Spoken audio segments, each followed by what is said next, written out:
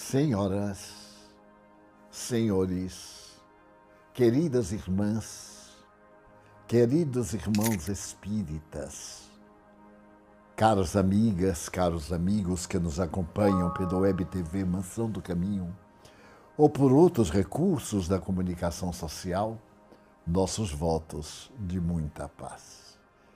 O poeta brasileiro Godoy Paiva escreveu uma bela página que peço licença para narrar em tom de prosa. Era um grande espetáculo. Ali estava a multidão numa ansiedade ímpar. O grande trono se destacava e ali sentado estava o Altíssimo. Entidades venerandas circundavam-no, mas logo ao lado, também algo parecido a um trono, encontrava-se Satanás. As duas forças da tradição teológica a respeito do bem, a respeito do mal. A fila enorme e uma balança. Era o dia do juízo final. As sepulturas abriram-se e os mortos ressuscitaram. Ressuscitaram, obviamente, em corpo físico. E começou o julgamento. De quando em quando ouvia-se o prorromper de um desespero. Alguma alma não conseguira o indispensável na balança da justiça para merecer o reino dos céus. Mas logo depois chegavam pessoas angelicais, cujas obras, cuja vida eram de um teor fascinante. Por fim, uma mulher veneranda. Ela trazia nos braços um jovem que chorava, amargurado e triste. Mas, de início, ela teve que ser colocada na balança da justiça. E, é claro, o prato no qual ela procurou agasalho ascendeu, como se for uma pluma. E logo a divindade, através da voz dos anjos, bradou: inocente, dileta filha da verdade, desfruta a partir de agora o reino dos céus. Eternamente desfrutarás da justiça, da bondade, da misericórdia. E ela, jubilosa, abre os braços, genufletiu-se e passou para o lado dos bem-aventurados. O próximo era seu filho.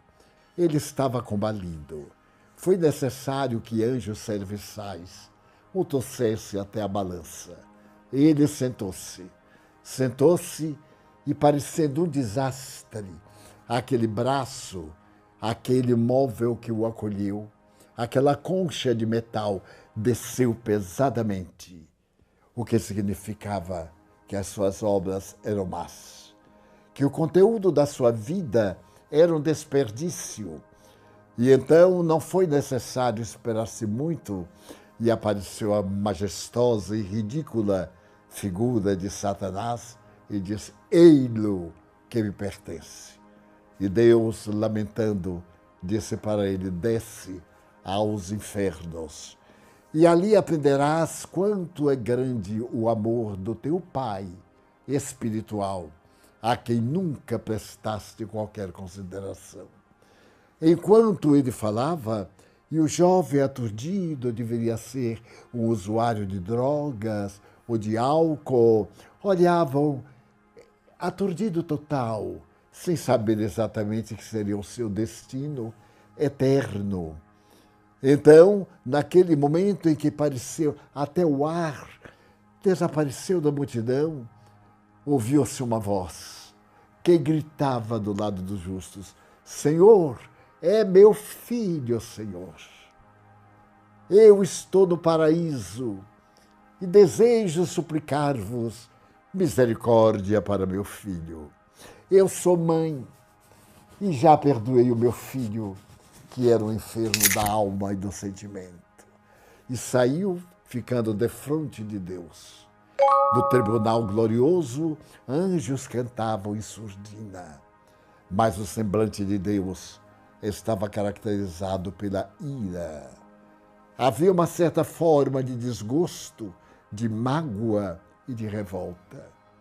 Estou de acordo contigo, falou ele, mas ele é revel. Todas as oportunidades nós lhe demos e ele as atirou no poço do desprezo, do abandono.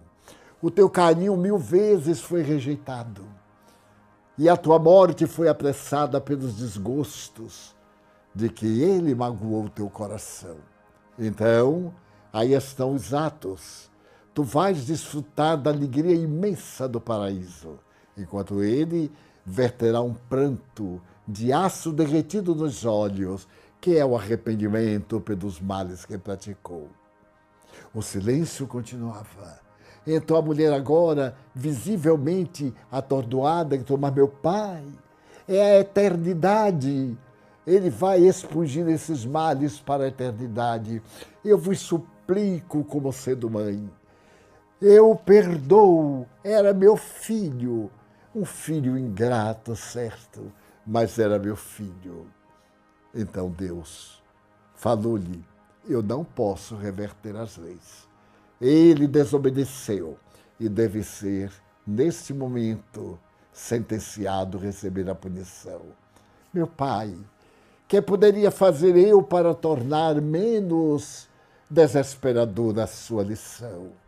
Eu suplico, eu darei o meu lugar, vou eu para o inferno, mas meu filho merece os céus. Era de bons sentimentos, mas não tinha força. A embriaguez dos sentidos arrastava-o à promiscuidade, ao desencanto, ao atrevimento. Enlouquecia meu filho, que somente se acalmava depois que lhe acariciava a cabeça. Deus disse, não posso reverter as leis. E ela disse, mas no teu coração, meu pai, não há lugar para o perdão, porque ele não há lugar para o perdão. O perdão, para este caso, é a justiça. Então a mulher abriu demasiadamente os olhos, aproximou-se do filho e o abraçou. Do que me vale o céu? Como poderei ficar do céu e de lá olhar meu filho eternamente nas labaredas sem ser devorado? Como poderia eu ter paz de espírito, sabendo que o filho das minhas entranhas, que tu me deste, gemia e chorava no inferno sem conforto e sem esperança? Abre uma exceção para meu filho. E o Senhor lhe disse, não posso. Então, todos aqueles que ali estavam foram sacudidos pelo gesto inesperado. Se no teu coração, disse ela, não há lugar para o perdão, nem para a justiça da misericórdia, abraço meu filho e vou chorar com ele no inferno, onde certamente deverá haver mais justiça. E segundo Godoy Paiva, ela e o filho desceram buscando as hienas infernais. Esta figura, naturalmente mitológica, do inferno, é, sem dúvida, uma herança, um arquétipo que o catolicismo e mais tarde Lutero e outros fundadores de religião herdaram das tradições gregas, babilônias, assírias, indianas e tantas outras. Ao aparecer o cristianismo pulcro na depravação de Roma, que herdara da mitologia grega os seus melhores deuses, agora com outros nomes, procurou estabelecer uma forma de exigir o bom comportamento. O Jesus amor do Evangelho, que indicava não haver crime que não merecesse reparação, que veio demonstrar que mesmo os maus que o estavam matando eram credores de compaixão e de misericórdia, porque eles não sabiam, não tinham consciência do que estavam falando. E acredito que os primeiros pais da igreja aqueles da patrística, que elaboraram toda a organização dogmática, colocaram o inferno como sendo a figura terrível para apavorar as almas e assim passarem a temer a Deus, quando Jesus proclamara amar a Deus. Sempre essa figura demoníaca e perversa, desde a Idade Média, que atormenta as criaturas humanas e tem sido responsável por transtornos da imaginação e da psicologia através desses últimos 2 milênios. Quantos indivíduos que hoje apresentam o transtorno do pânico, cujas raízes profundas estão nas ameaças da vida infernal, na infância ou em experiência transata, ou estiver em regiões dolorosas, assinalada pelo sofrimento cada uma delas, sem força para resistir, e voltaram à terra para expungir, através das bênçãos da reencarnação. A reencarnação é uma lei universal. As mais antigas civilizações cultuavam-na, porque é uma lei de justiça que auxilia os valores humanos. Somos barro, mas barro no sentido matéria, de fácil organização plasmante e desorganização através da separação das várias camadas sucessivas. Por isso que o termo Adão, nascido do barro, ainda representa uma outra incógnita na questão da evolução. Felizmente, por volta de 1859, em Londres, foi apresentada a doutrina do evolucionismo, graças ao pensamento extraordinário de Charles Darwin. Antes dele havia sido apresentada a doutrina do transformismo, em que os caracteres, a aparência, a forma são resultados de 2 fatores: o fator genético, hereditariedade, e o fator mesológico, o meio onde as pessoas desenvolveram as suas habilidades. Não foram poucos. Lord Bacon e toda uma elite de pensadores elaboraram o conceito do transformismo com seu insigne autor, que propunha a evolução ter sido de micropartículas através de aglutinações até o momento glorioso do ser humano, do momento em que ele abandona a vilegiatura animal e começa a formar a humanidade. Logo depois do pensamento de Charles Darwin, vieram as confirmações através das doutrinas que buscaram os esqueletos ósseos para demonstrar toda essa marcha evolutiva até o primatas homini e até nós outros homo sapiens. E já podemos prever homos tecnológicos, homos científicos, ou a denominação que se queira dar para o homo intuição, que já somos de alguma forma nós outros desta geração.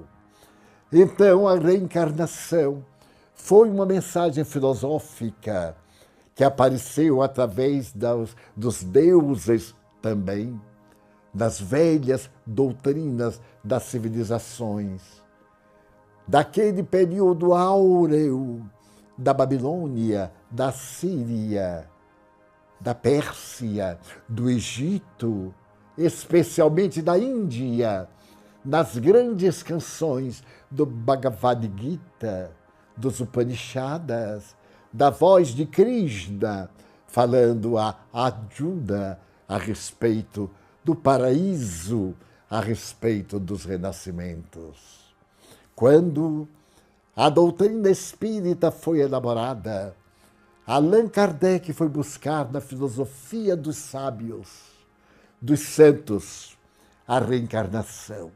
Isto porque Ele próprio, professor Hippolyte Léon Denis Rivail, ao conversar com os espíritos, um deles disse-lhe: eu sou teu velho amigo, eu te acompanhei em outras experiências e quero recordar-me principalmente daquele período mais ou menos 100 anos antes de Jesus Cristo, quando nas Gálias, o território francês hoje, tu eras Allan Kardec, o sábio, um homem que trouxe à cultura o conhecimento dos renascimentos, das vidas sucessivas, ou como chamam os gregos, da palingenesia, vários nascimentos.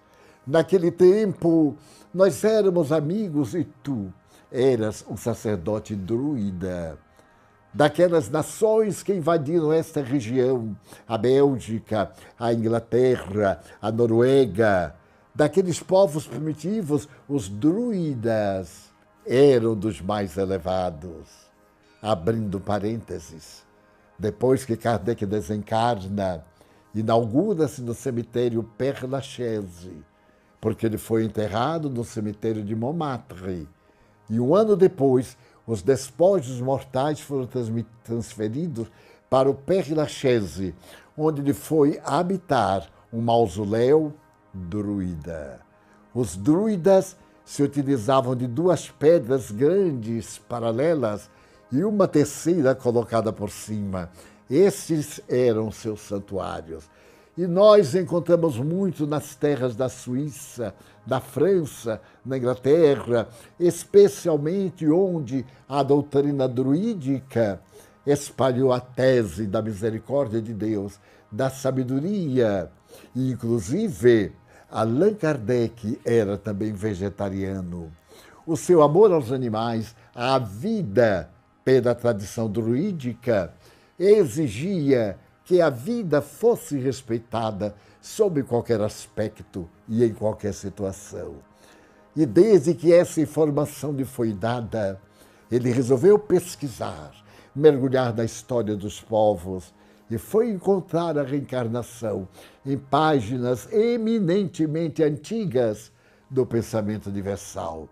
Estabeleceu, ao criar todo o conjunto da doutrina, criar no sentido de organizar, porque ele codificou as informações que recebeu a milhares de perguntas que foram dirigidas aos espíritos, tanto por ele como por inúmeros investigadores, e colocou a reencarnação como base da misericórdia de Deus. Mas o que é reencarnação? Não é ressurreição. Nós encontramos as 2 palavras algo parecidas. Jesus, por exemplo, ressuscitou dos mortos. Ele veio ter conosco, mas nunca reencarnou. Porque ele é perfeito, é o modelo, é o guia da humanidade. Quando Allan Kardec perguntou aos benfeitores, na questão 625, qual era o modelo da humanidade, quem nós deveríamos imitar? E os espíritos governantes do planeta responderam: Jesus.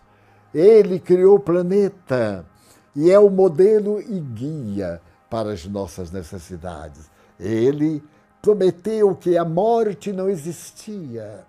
E a única maneira de provar que a morte não existia era ressuscitar dos mortos. E ele o fez ao 3º dia, mas uma ressurreição gloriosa, em um corpo especial, fluídico, semelhante à carne densa, com as mesmas propriedades carnais, porque ele comeu um peixe assado no cenáculo com seus amigos, quando apareceu pela 2ª vez. Mais tarde, na chamada pesca milagrosa no mar da Galileia, quando Simão atirou as redes para o lado que ele indicou e pescou de tal forma que a barca por pouco não sobrou, ele comeu peixe assado para mostrar que era ele.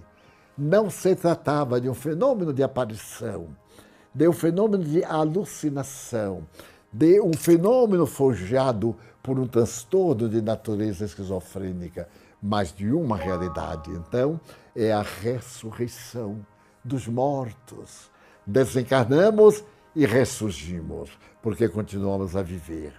Mas João Batista, por exemplo, que o precedeu, não era somente um ressuscitado, mas um reencarnado, porque ele havia sido o profeta Elias, aquele mesmo profeta que, levado pelo desespero fanático da sua doutrina, da Torá, matou a milhares de adoradores do deus Baal nas margens do rio Quizon.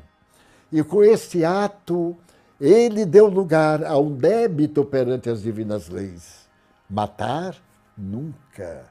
Nada justifica a matança. Podemos apresentar como derivados de um momento em que a pessoa foi surpreendida e, por automatismo, defendeu-se, ou através de outros argumentos. Mas façamos todo o possível. Matar, ninguém tem o direito, porque ninguém tem o direito de criar, nem logra criar. Então nasce o menino Iocanaan, João, primo e segundo grau de Yeshua, Jesus, e ele, João, vem anunciar a chegada do Messias, conforme Elias, o profeta judeu, havia falado nos seus maravilhosos discursos, nas suas grandiosas profecias. Então também ele, quando volta e começa a se voltar contra o governante da Galileia, Herodes Antipas, que vivia maritalmente com Herodíades, ele gera o ódio da imperatriz, que na primeira oportunidade pede ao imperador, através de sua filha Salomé, a cabeça do profeta.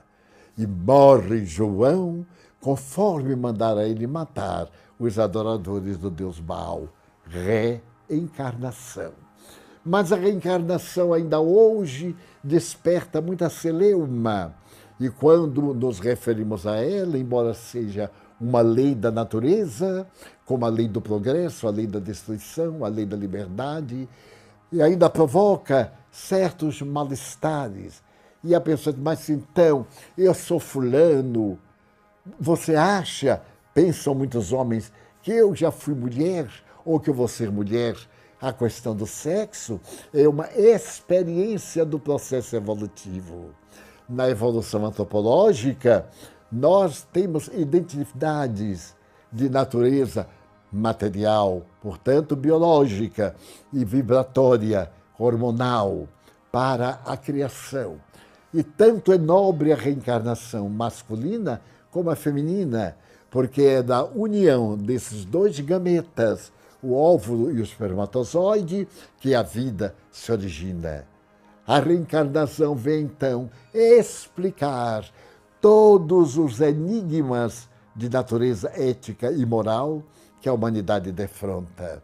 Vejamos, eu sou o 13º filho de uma família imensa, mas a minha irmã, número 7, porque lá em casa nós éramos numerados, nasceu com uma dificuldade orgânica, com hidropisia. Ela padecia desse tormento e a sua cabeça começou a crescer com aquela manifestação encefálica degenerada. Ela não cresceu, não enxergou, não falou, nunca ouviu e viveu 7 anos. Nós outros 12 somos geneticamente perfeitos, nenhum tem tido uma doença hereditária que passou de uma para outra geração em nossa família, e eu sou o último de todos com a idade longeva de 94 anos, e uma organização fisiológica e mental absolutamente normais, dentro dos limites da organização física. Muito bem, minha mãe sofria ao tomar conta da sua filha. Tinha que cuidar porque ela só não movimentava. A cabeça era muito grande, desproporcional ao corpo. Por quê? Perguntas. Por que Deus fez isto com ela, já que temos origem divina? Então se dirá, porque os pais pecaram. Ora bem, no Evangelho, Jesus passa e vê um cego de nascença. E alguém pergunta assim, Senhor, quem pecou para que ele seja cego? Ele ou seus pais? Porque havia a tradição de que um pai cruel, um avô perverso, gerava sempre alguém que era portador de crimes. E agora renascia com as marcas que era uma punição em outra geração, o que não deixa de ser um absurdo. Eu não tenho culpa se meu avô foi um depravado, se meu pai foi um homem que trilhou a degenerescência, que culpa eu tenho? Eu sou fruto do seu corpo, mas eu não sou filho da sua alma. Eu estou no corpo para aprender com ele resignação e misericórdia. Então, as diferenças sociais, os valores humanos, os valores adquiridos econômicos, porque pessoas há que tudo que tocam, a semelhança de Midas, o grande rei, tudo que tocava virava ouro, e outros que tudo que tocam se transformam em vil metal, em latão ou em lama, porque uns são tão felizes e outros desventurados. Porque a vida de alguns é toda coroada de bênçãos, de sabedoria, de inteligência brilhante, de poder, e outros que se esforçam até o sacrifício e, no entanto, não logram uma posição de relevo ou de dignidade.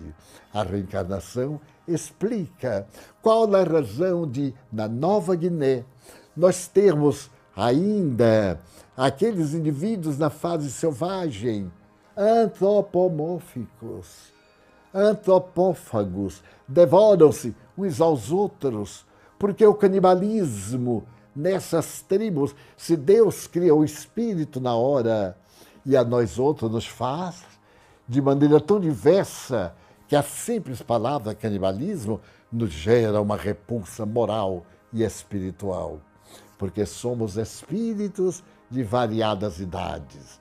Alguns nascemos há milhares de anos, outros estão nascendo agora, saindo do seu período animalesco, primário, das funções básicas, comer, dormir, fazer sexo, para as emoções superiores.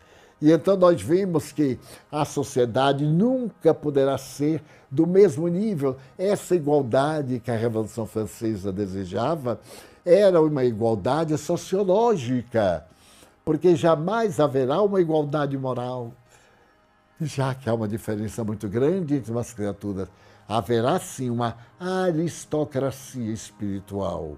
Allan Kardec coloca que esta aristocracia é dos espíritos nobres, um Einstein, um Fleming, ou um varredor de rua, que seja saudável, que seja nobre. Ainda eu via neste momento, em uma das redes sociais, na cidade de Foz do Iguaçu, que a temperatura ontem foi negativa, um homem, vendedor de pipoca, tirou o seu casaco de frio e deu a um homem de rua. Ele ficou com frio, mas socorreu outro que tiritava e saiu alegre. E esse casaco lhe custa quanto trabalho? Alma nobre, que está acima muitas vezes dos indivíduos que cometem os crimes do colarinho branco, educados, instruídos, desfrutando dos favores da sociedade, de alma mesquinha, de caráter ignóbil, portadores da mesquinhez que fez a história da humanidade, caracterizada pelas guerras, pelo ódio. E hoje vemos em nosso país e no mundo as lutas tremendas pelas vacinas, pelo dinheiro que elas rendem, pelas compras através de terríveis donativos e mecanismos indignos, as vacinas que salvam vidas. E vemos nos grandes representantes das massas a indignidade de alguns desses representantes, porque não faltam pessoas nobres em nossa sociedade, sacrificados, espíritos que vieram missionários. É Chico Xavier, em Pedro Leopoldo, Seu pai era vendedor de bilhete da Loteria Federal. É Madre Teresa de Calcutá, abandonando a Albânia, o país mais pobre da Europa, para vir socorrer a Índia, com seu bilhão de pessoas e alguns milhões de necessitados, do socorro do seu sentimento gentil, das suas palavras de carinho. Então a reencarnação é a oportunidade que Deus nos dá para evoluirmos. Ela tem um objetivo educativo. Toda vez que nós usamos o livre-arbítrio, usamos o direito de agir e agimos de maneira equivocada, ou negativa, ou perversa, propositalmente, nós nos inscrevemos entre aqueles alunos da escola terrestre que necessitam de repetida experiência para poder evoluir e renascem, marcados por enfermidades soezes. Eu tenho uma irmã que se suicidou em 1989. Em 1972, minha mãe desencarnou.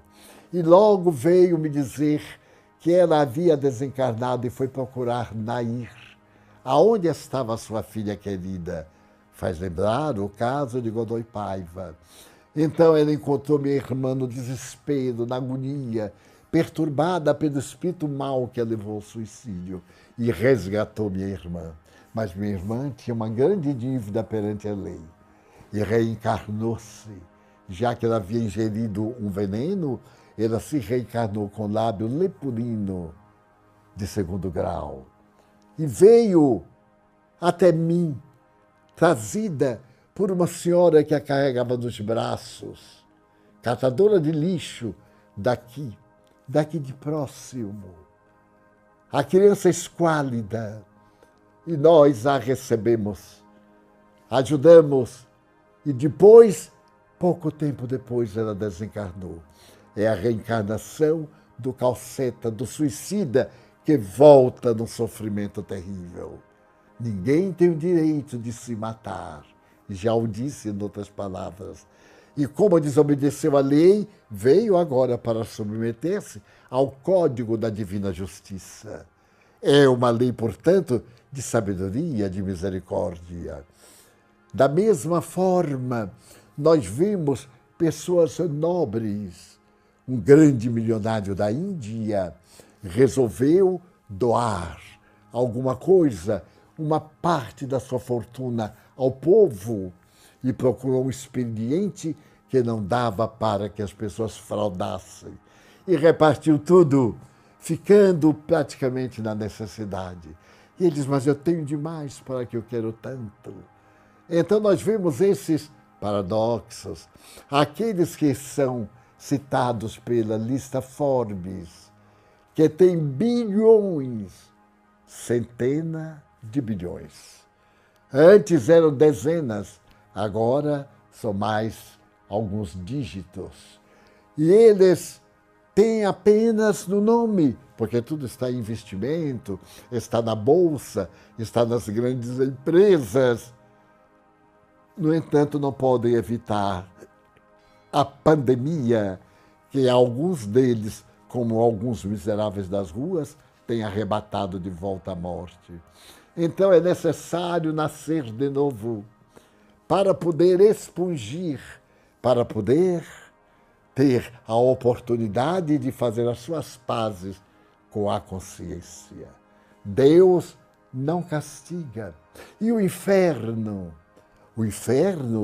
disse o Papa João Paulo II, não é um lugar geograficamente, é na consciência. A consciência de culpa é exatamente como Allan Kardec escreveu no livro O Céu e o Inferno, demonstrando que nada pior do que a culpa do indivíduo, que ele procura fugir como um Judas e não encontra paz. E o céu é o deleite da fraternidade.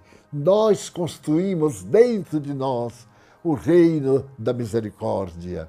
Aquele homem que deu o casaco deve ter sorrido e ter se sentido tão bem de dar um abraço no seu irmão, que ali estava estertorando, trêmulo no frio, congelando aproximando-se da morte. Então a reencarnação, lei do universo, em todos os planetas, em todos os mundos, a reencarnação vige, poderosa como o amor de Deus para com as suas criaturas. Mas será que nós temos apoio evangélico para isto? Jesus falou a seu respeito inúmeras vezes.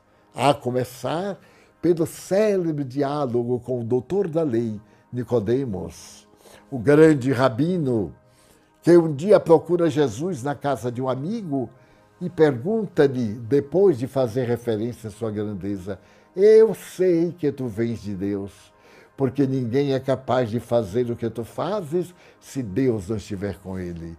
Imagine um rabino dizer isso a um galileu.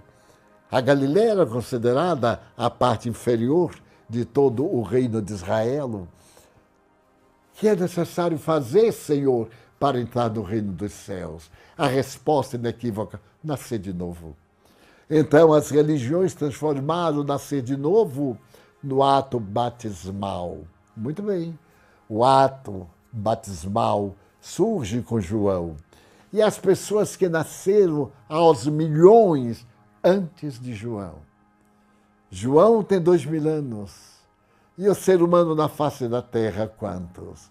Então aqueles que não foram batizados foram para um lugar determinado? Sim, foram para um lugar onde não era bom, não era mal.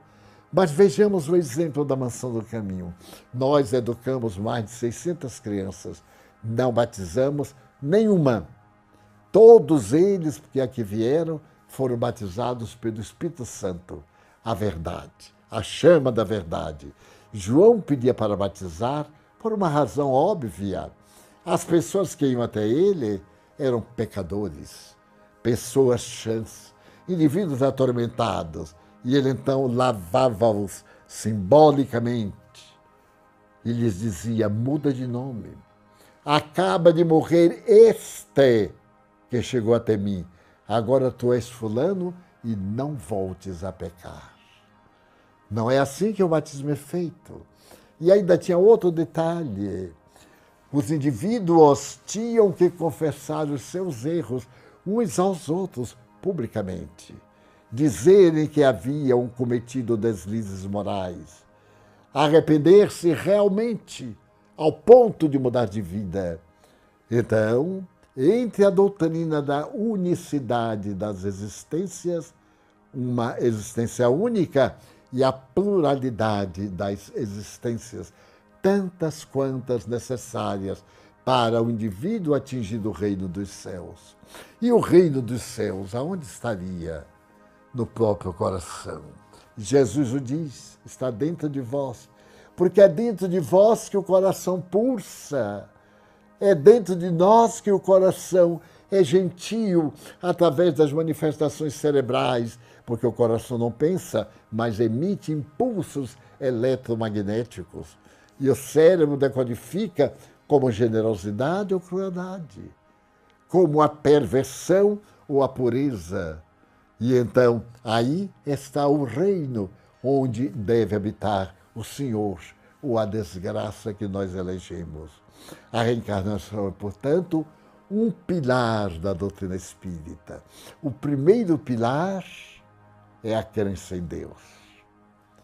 Sem a crença na base, os efeitos não têm significado. O segundo, a crença na imortalidade da alma. A morte é somente uma passagem de uma para outra vibração. O terceiro, a comunicação dos espíritos. Como é que eu posso ter certeza que existe a vida ali do corpo?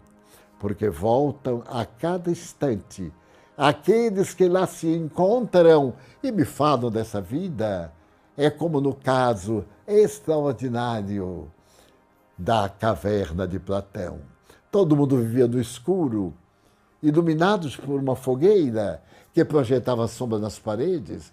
Era tudo o que se conhecia, até um dia que um jovem viu uma abertura e olhou e viu o mundo exterior e disse: ué, nós aqui nessa caverna, mas olha o mundo, olha a beleza. e saiu correndo, venham, vamos sair desta furna. E a pessoa diz, não, eu nasci aqui, aqui eu morrerei. Os ortodoxos, aqueles que têm preguiça da renovação, têm preguiça de mudar. Então a reencarnação nos arranca desse inferno de labaredas que não queimam. Elas ardem, mas não destroem. É uma coisa mitológica. Como é que queima e não destrói? E queima o quê? O corpo sutil da alma? Então nós temos as sensações corporais perpetuamente. Dessa teoria, nós saímos para um corpo novo. É necessário nascer da água e do espírito. Por que da água? Porque o espermatozoide e o óvulo são duas gotas de água, levemente gelatinosas. Quando se unem e formam a célula ovo, tem uma película, é água condensada, e dentro é água. Ali está a vida. Vai se acoplar no útero para nutrir-se de água, o líquido amniótico.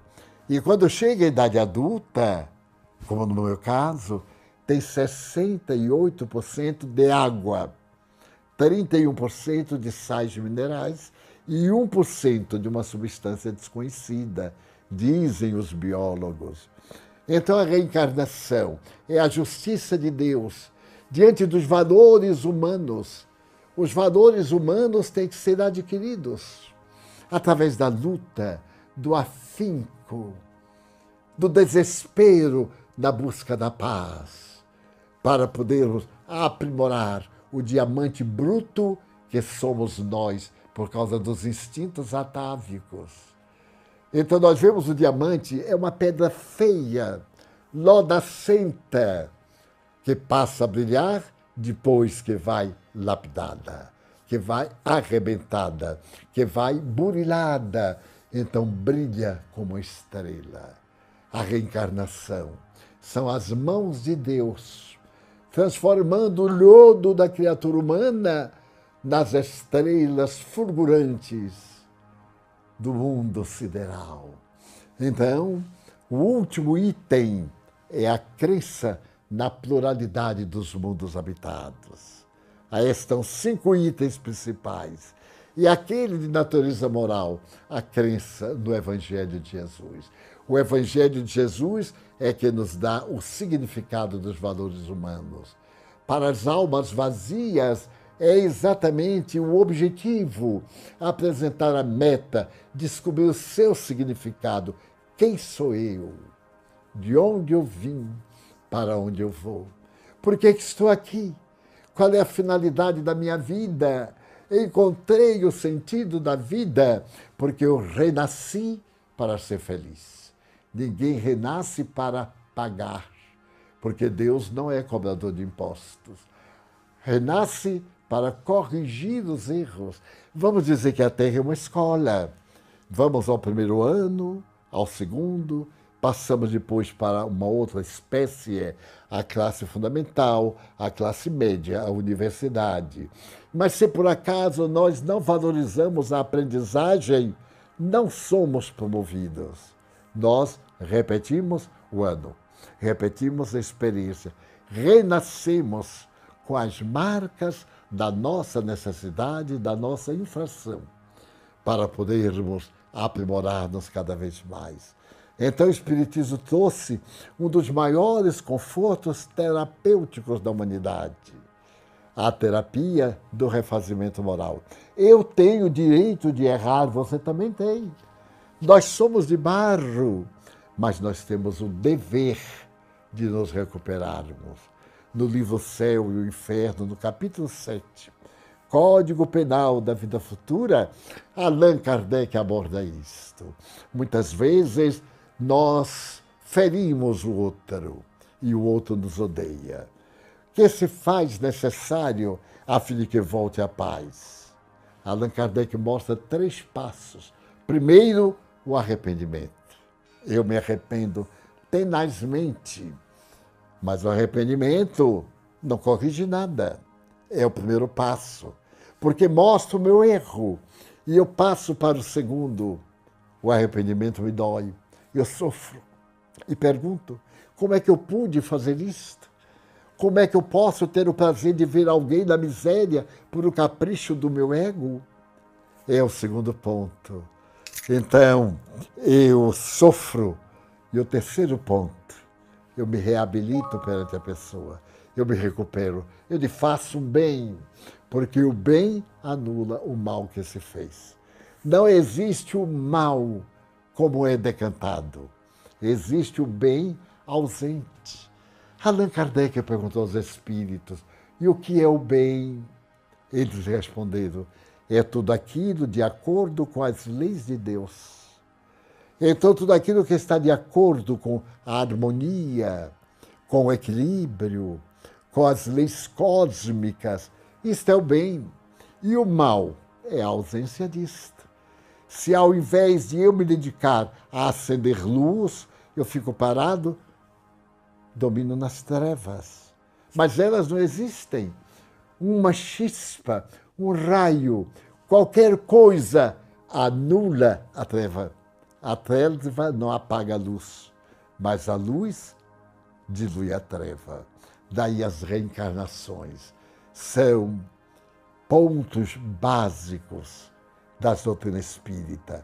Eis porque filhos às vezes odeiam pais, pais odeiam filhos, cônjuges têm uma vida muito boa e de repente algo de trágico acontece. É uma lembrança de existência passada.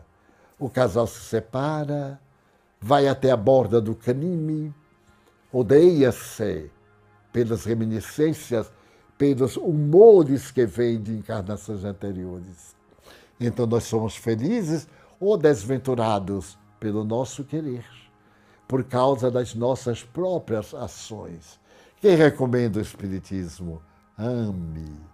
E Allan Kardec nos diz, é a caridade, porque a caridade é o amor na sua mais elevada situação. Se nós conseguirmos colocar o amor no dinamismo da ação, eis aí a caridade, porque é todo o bem que podemos fazer. O Espiritismo, na sua condição de ciência, provou que nós somos imortais. Nas pesquisas da mediunidade. Na sua questão de filosofia, nos ensina que todo efeito tem uma causa. É uma lei da física. Se o efeito é uma flor, a haste é uma planta que está fincada no chão. Das questões morais é a mesma coisa. Se o fruto é amargo, é porque o seu espécime da planta que o produz traz essa característica perpétua. Daí se conhece a árvore pelo fruto, disse Jesus. Procuremos então reflexionar nesta hora de tantos desafios e dificuldades, que sejamos nós aqueles que fazem pontes. Há pessoas que só fazem paredes. Há dois tipos de humanidade. A humanidade que dificulta e a humanidade que facilita.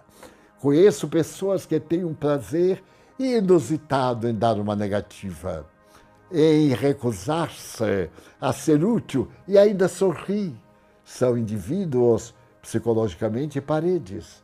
E aqueles que têm o prazer imenso de serem uma ponte de um para o outro lado. Dizia-se anteriormente que a cultura baiana era tão gentil que a pessoa na rua perguntava a outra, onde fica a rua X?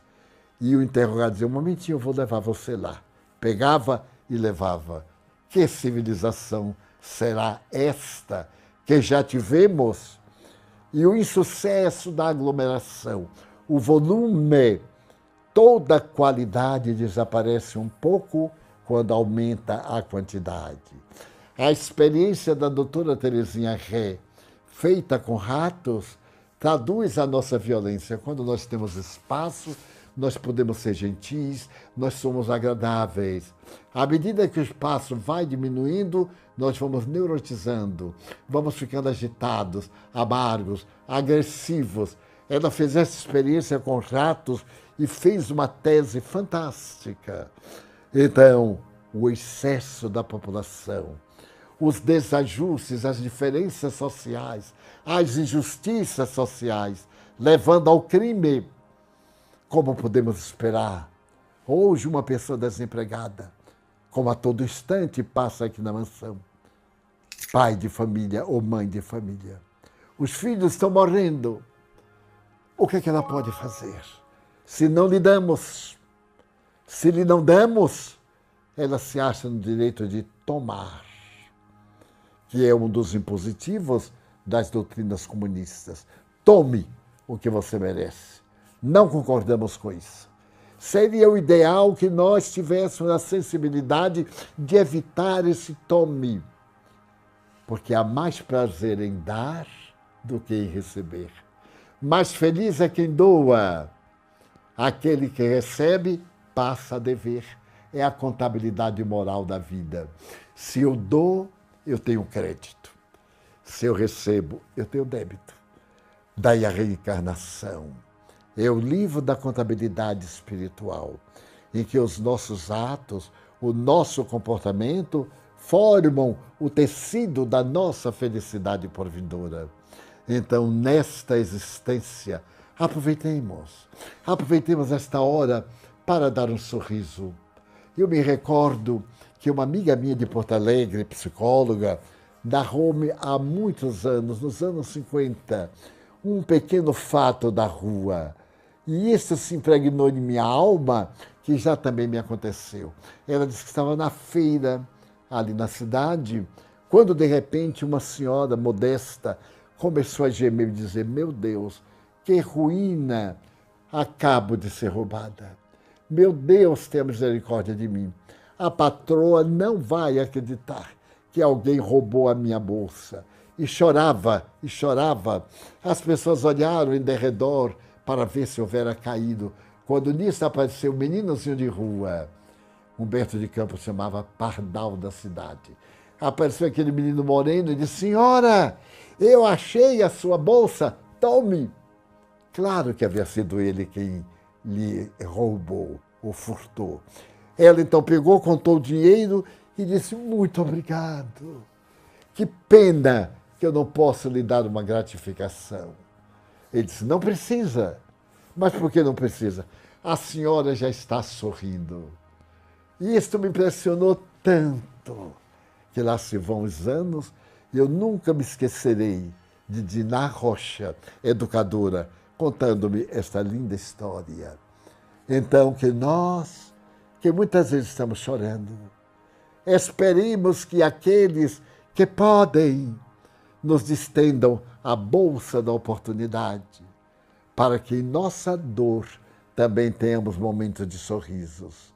E, acima de tudo, por mais terrível que seja a situação, não esqueça de Jesus. Ele não esquece de nós. Lembremos-nos dele. Que faria Jesus em meu lugar? E, na medida do possível, tente fazer o que ele faria caso estivesse no seu lugar. Com este tema que nós elegemos vários companheiros do Espiritismo para hoje abordarmos em vários canais de televisão web, ou outros, em vários pontos do país, abordarmos a reencarnação diante dos valores humanos. Esses valores éticos, esses valores de natureza econômica, esses valores de cidadania.